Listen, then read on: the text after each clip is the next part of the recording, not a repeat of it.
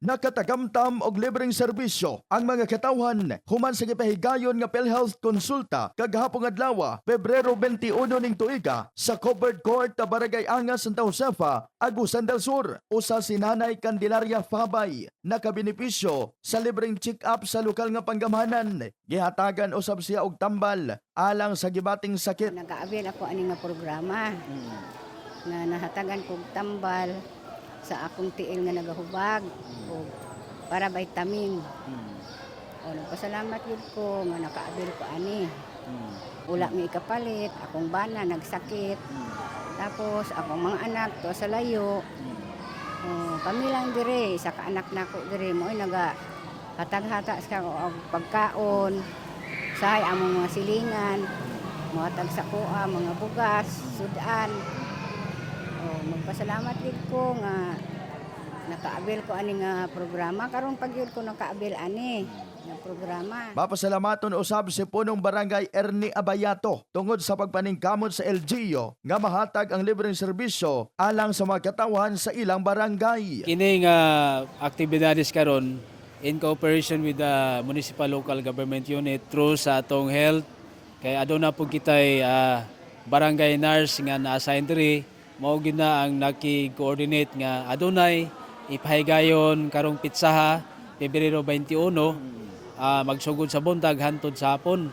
So kani nga mga pagpahibalo amo gihatagan og dakong pagtagad kay kini nga serbisyo mao ni ang gikinahanglan sa atong katawan. Mao nga kami isip mga local or barangay officials naningkamot pinaagi pod sa pag-andam nato sa pag-accommodate sa tanan nga mga moabot, pinagi sa pag-plaster sa atong venue, accommodation in terms of kaning siyempre while nagpaabot through sa coordination po nato sa kapulisan o sa atong lokal nga panggamahanan. Giawhag usab niya ang mga katawhan nga kinahanglan batasanon ang pagpailawom sa medical check-up aron nga masiguro ang kahimsog sa panlawas. Akong panghinaoton nga atong batasanon kanunay ang pagpahitabo sa kanang ginatawag nga medical check-up aron masayra nato kung unsa nay status kondisyon nato sa atong panglawas kay ang atong panglawas mao gini atong kinahanglan ampingan para nga sa diha makapadayon ta sa pagserbisyo sa atong pamilya ug labaw sa tanan niya sa atong mga katawhan yun. Gawas sa libreng check-up, gitanyag usab sa mga residente ang libreng gupit, lugaw ug libreng ice cream. Kini nga kalihukan usa ka ikonsulta nga ginatawag nga gipahitabo in collaboration with the local government unit, our RHU, and of course our PhilHealth.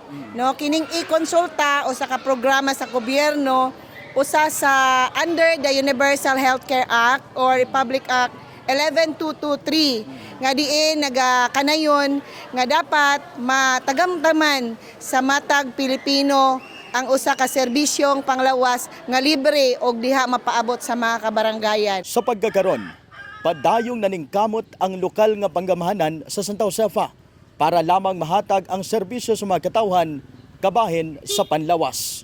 In the heart of changing lives, kini si Brigada Christian Talimudaw Cabanyas, Brigada News.